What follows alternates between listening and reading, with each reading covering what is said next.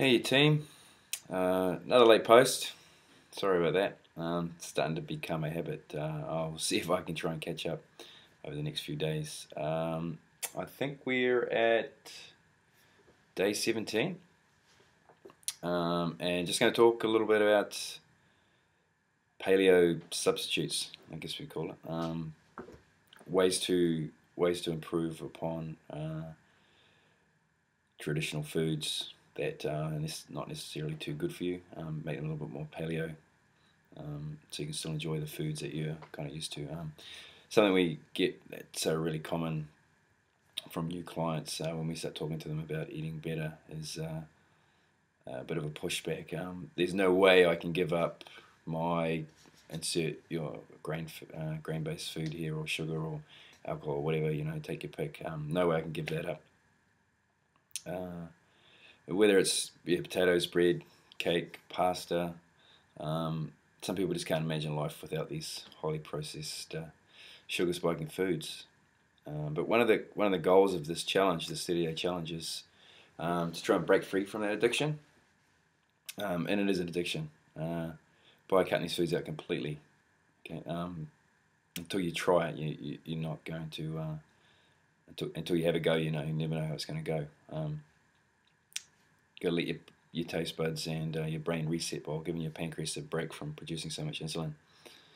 One reason we like these foods so much is I think it's rooted in the fact that they're serious comfort food. With this cold weather closing in, some of you might not be able to get the thoughts of mashed potatoes and French fries and fast food out of your mind. But yeah, thanks to the miracle that we call the interweb, you can pretty much Google anything, any food you desire, anything not hammered out on the tablets of the Paleo Commandments, and find a grain or sugar or dairy-free version of it. And they often taste pretty good. Depending who you talk to, though, so, in the paleo world, they'll tell you that this practice is just as bad as eating grains of sugar itself, because making these types of foods, it can encourage overeating of them. The foods used don't tend to be as fresh and natural as they could be, as opposed to real fresh food. We take a bit more of a moderate approach here at CFNZ. We like our dairy products, namely the cream, butter, and cheese. We're definitely prone to a good piece of paleo brownie from time to time. What we encourage, I guess, is to find a level of compliance to real food that gets you results. Okay, it's going to be different for everybody. If you aren't getting the results you want, or if you've plateaued, then you need to tighten up and get stricter. Okay, there's always another level you can take it to. Not everyone can start off 100% compliant to paleo or anything like that. And in fact, as I said, we don't encourage that. Start eating real foods, see what happens.